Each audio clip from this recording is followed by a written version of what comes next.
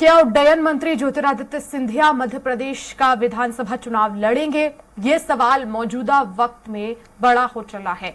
भोपाल की बैठक में सूत्रों के हवाले से कहा गया कि वो चुनाव नहीं लड़ेंगे, जिसके बाद तुरंत बाद सिंधिया के ऑफिस मीडिया हाउस मैसेज पहुंचा, जिसमें कहा गया ये खबर आधारहीन और फर्जी है। जिसके बाद ये तय हो गया है कि हां, सिंधिया चुनाव लड़ने के मूड में है, लेकिन इसके क्या मायने हैं, देखिए इस रिपोर्ट में। मध्य प्रदेश विधानसभा चुनाव को लेकर भाजपा अब तक उम्मीदवारों की 4 लिस्ट जारी कर चुकी है। चौथी सूची में सीएम शिवराज सिंह चौहान समेत तमाम बड़े मंत्री और सिटिंग एमएलए के नाम शामिल हैं। अब भाजपा को 94 सीटों पर उम्मीदवारों के नाम घोषित करने हैं। इसे लेकर बीजेपी कोर ग्रुप की बैठक भोपाल में हुई।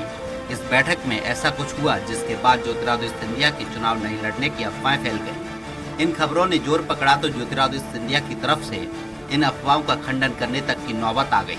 जानकारी के मुताबिक सिंधिया को पार्टी ग्वालियर या शिवपुरी से चुनावी मैदान में उतार सकती है। अब पूरे मामले पर ग्वालियर सांसद और सिंधिया परिवार के करीबी माने जाने वाले विवेक नारायण सहजवलकर का भी बयान सामने आ गया है।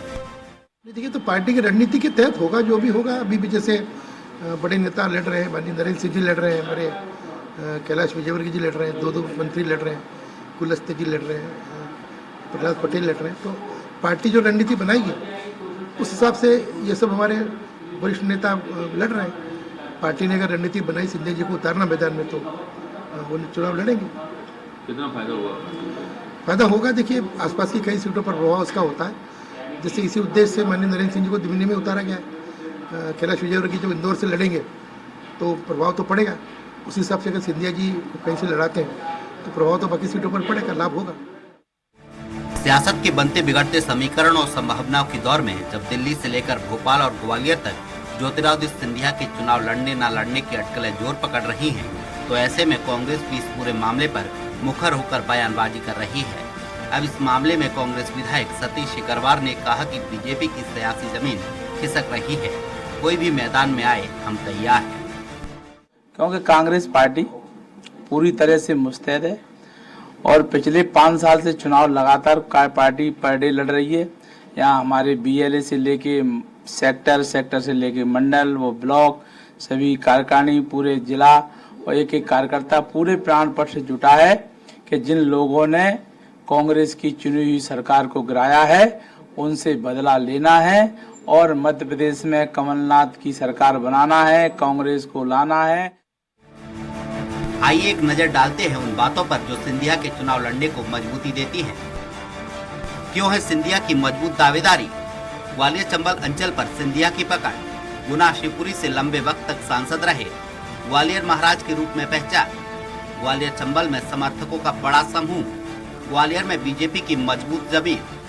राजाशाही छवि पहुंचाएगी फायदा। युवाओं के बीच लोकप्रियता। मोदी शाह से मजबूत रिश्ते। मध्य प्रदेश की राजनीति का चर्चित चेहरा। सिंधिया के चुनाव लड़ने के सवाल पर राजनीतिक जानकार और वरिष्ठ पत्रकारों का मानना है कि बीजेपी में अब तक जिस पैटर्न में टिकट बांटे गए हैं, साथ ही बीजेपी में इस वक्त जो माहौल है, उससे सिंधिया का चुनाव लड़ना लगभग तय है। जब भारतीय जनता पार्टी ने विधानसभा चुनाव के लिए अपने बड़े केंद्रीय नेताओं को चुनाव मैदान में उतार दिया हो, तो ऐसे में ज्योतिरादित्य सिंधिया की संभावनाएं भी चुनाव लड़ने की बढ़ जाती हैं। लेकिन उनके सामने एक डिलेमा की स्थिति है कि आखिर वो किस सीट से चुनाव लड़ेंगे, ग्वालियर चंबल की किसी या मालवा से।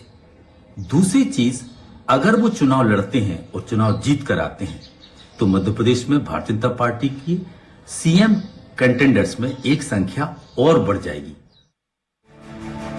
सियासी समीकरण और पॉलिटिकल पंडित कहते हैं कि भाजपा का पूरा फोकस ग्वालियर चंबल अंचल की सीटों पर सबसे ज्यादा है। साल 2018 के विधानसभा चुनाव में कांग्रेस को यहां 34 में से 26 सीटों पर जीत मिली थी, जिसके बाद कांग्रेस का सत्ता में लौटने का 15 साल पुराना सपना सच हो पाया था। बीजेपी के लिए ये सीटें कितनी जरूरी हैं, इस बात का अंदाजा इसी से लगाया जा सकता है कि ग्वालियर चंबल अंचल को साधने के लिए बीजेपी ने केंद्रीय मंत्री नरेंद्र सिंह तोमर तक को चंबल की सियासी बिसात पर उतारा है।